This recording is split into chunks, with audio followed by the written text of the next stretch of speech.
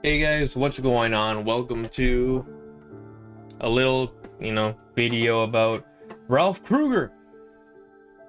A little video about Ralph Krueger. Krueger. I mean, this isn't gonna be anything new that you've said. This is just gonna be a video on the Ralph Krueger firing from a Winnipeg Jets perspective. And Winnipeg Jets perspective, and I'm gonna kind of tie this back into, like the Evander Kane trade, and I'm circling this all the way back to the Jack Eichel tank. Well, the Connor McDavid tank, but then they ended up getting Jack Eichel, so didn't really turn into what they wanted. But being able to still get Jack Eichel in that draft obviously was obviously the second best player in that draft. I imagine. I don't really remember the other players in that draft, but outside of the number one player in that draft, but the year prior, or even just half a year before that, the Buffalo Sabres and the Winnipeg Jets end up making a trade, which sets up, Buffalo's, kind of rebuild, their retool, whatever, setting up for Connor McDavid, which ended up being Jack Eichel. They get Evander Kane, who is a goal scorer, a power forward, like an enforcer. He'll fight, He a little grindy kind of player. They get Zach Bogosian, who's also a young up and coming, I guess, defenseman. I think he was still young at the time. Like I think it was like 20. I shouldn't say what age he was. I don't remember. He could have been 25 or 26. I don't actually know. But they get those two players out in that trade. They trade players that aren't playing for them, like Joel Armia, Brendan Lemieux. They do trade Drew Stafford, but he's kind of a grizzled old veteran. And then they also trade Tyler Myers, which is kind of that Tyler Myers versus Zach Bogosian kind of swap. And then the Jets also got the first round pick, which if I remember correctly, and which I do not, that actually ended up we actually ended up drafting Jack Roslovic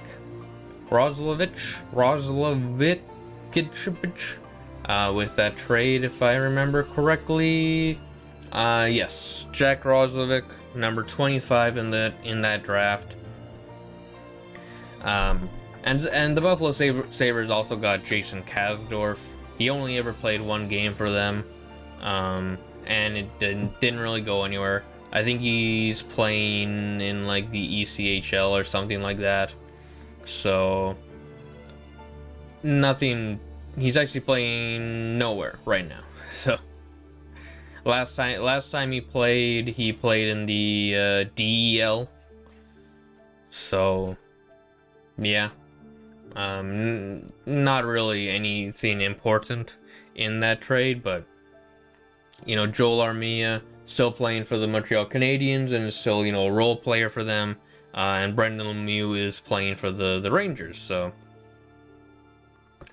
and in that deal, the Buffalo Sabres have nothing to show for that deal, and the Winnipeg Jets have PierreLuc Dubois. So, in that trade, it didn't really work out for any team, but you could say that it worked out for the Jets because we made it all the way to the conference finals, and that specific year, we wanted to make the playoffs for the very first time. We get, Evander Kane is done with an injury. He's gone for the year.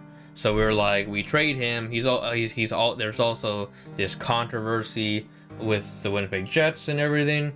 Or sorry, with Evander Kane and the tracksuit incident and whatnot. So we get that away from the locker room. Zach Bogosian is just a casualty of unfortunate circumstances. We get Tyler Myers, who, you know, was a Calder rookie, Calder, he won the Calder Trophy, and he was, you know, this big, imposing defenseman who could skate, who could do everything, it felt like. And Drew Stafford had that playoff experience, and it just made sense to, you know, get these two players that are going to help right now, but also get other players that helped later. And at the time, I thought that was totally a win for the Winnipeg Jets for now and the future.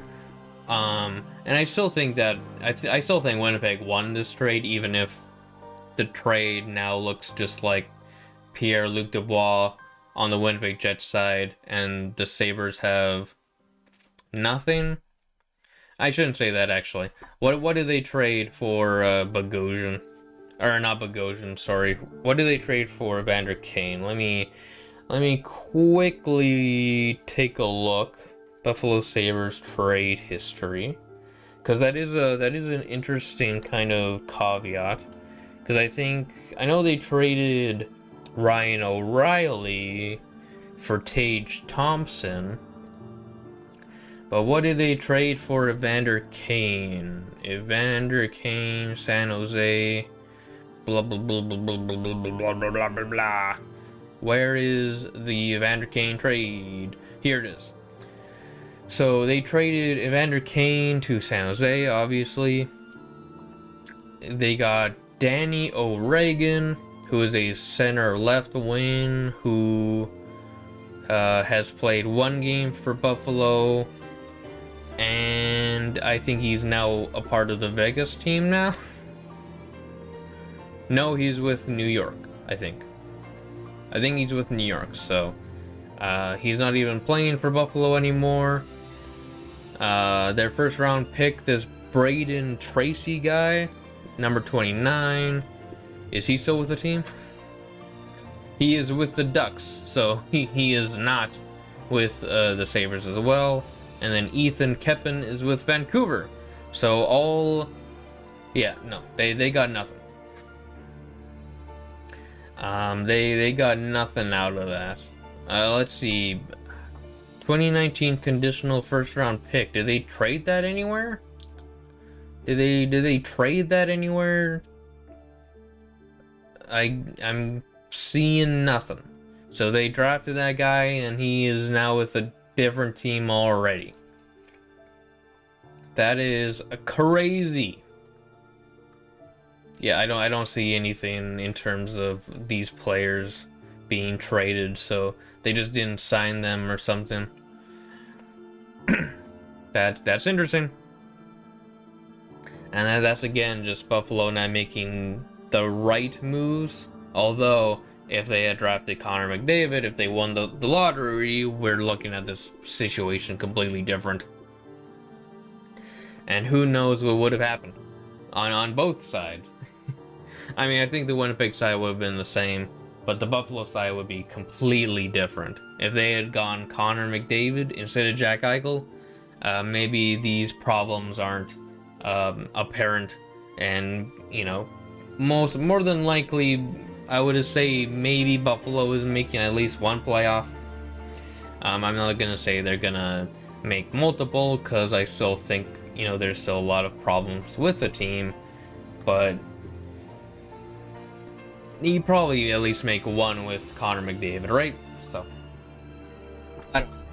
oops, sorry about that. It's just kind of an interesting thing to think about. You know, you don't really think of the collapse of the Sabres being, you know, that Jets trade, or, you know, the Jack Eichel draft, or, you know what I mean, the fall down to 2. But it's just, you know, interesting as a Jets fan, you know, thinking about that trade and seeing how a lot of people were always saying that Buffalo won that trade and everything, and now, you know, 7 years later, 7 years later, Buffalo literally has no players from that trade. And we only have one, but that one is Pierre-Luc Dubois. So just kind of interesting to think about. Yeah, I got nothing else to say really. I mean, the only other trade I'm pretty sure that the Jets and Sabres have made was that trade for Nathan Beaulieu, and Beaulieu is still playing for the Jets. Not like he's an amazing player, but he's still on the team. He's still putting those games in. He's still putting that work in, if you know what I mean. And this Karel Plastic guy, the sixth round pick that we traded for Beaulieu, is you guessed it. He is with the Vancouver Canucks. All these players at Buffalo are trading away these draft picks, and they're not getting anything back in them. It is not hard to say that these trades that the Sabres have been making are not good. Even the one for Ryan O'Reilly. They trade Ryan O'Reilly and they get Patrick Berglund, Vladimir Sabatka, Tage Thompson, a 2021 second round pick that, who knows, maybe that'll be a good player, and a 2019 conditional first round pick, and it ended up being the last pick in that first round. And Patrick Berglund is injured, I guess, or inactive. Yeah, I think he's injured right now, I'm pretty sure. Vladimir Sabatka is also injured, I guess. Or he's in the NL. He's in the National League, I guess. The NL right now. So he's not even on the team. Tage Thompson is on the team, but he's not good. Ryan Johnson is on the team, but he's still, just a young 19-year-old. You never know if Ryan Johnson will become something, but who knows? What is he? He's a left defenseman. Hey, is he gonna be paired alongside of what's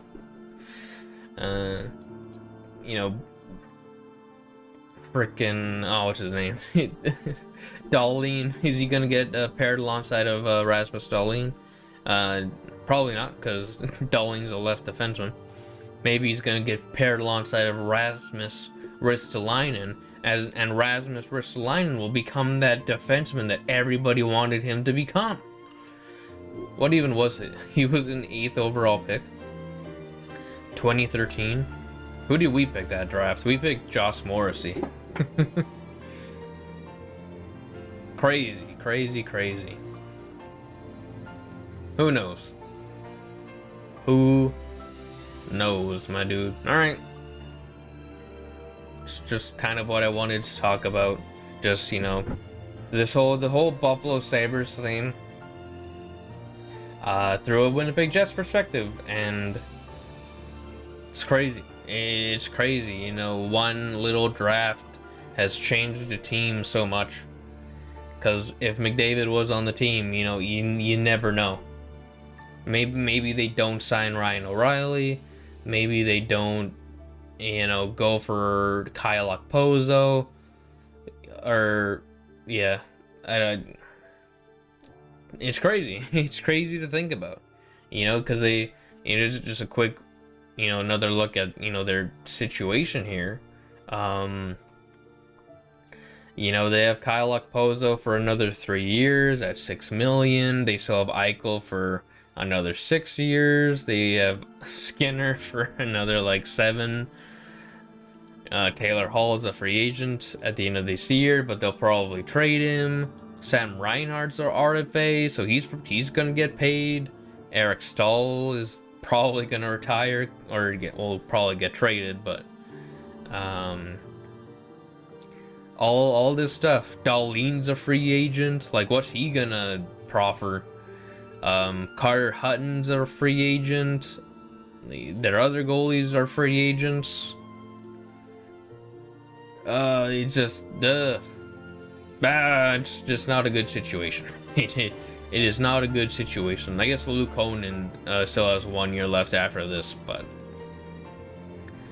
it's not a good situation for the Sabres. But maybe with the whole firing of their coach, maybe they can get back into a position where they can actually play hockey. Because I think that's what Buffalo Sabres fans want. They just want their team to play some hockey. Fingers crossed. Alright. If you ended up liking this video, of course, give it a like. Subscribe if you want to see more content like this. And of course, comment if you've liked what I've done. And if you want to, comment and blah, blah, blah, blah, blah. What did I do right? What did I do wrong? You have anything else you want to add to this? Whatever. Bye-bye.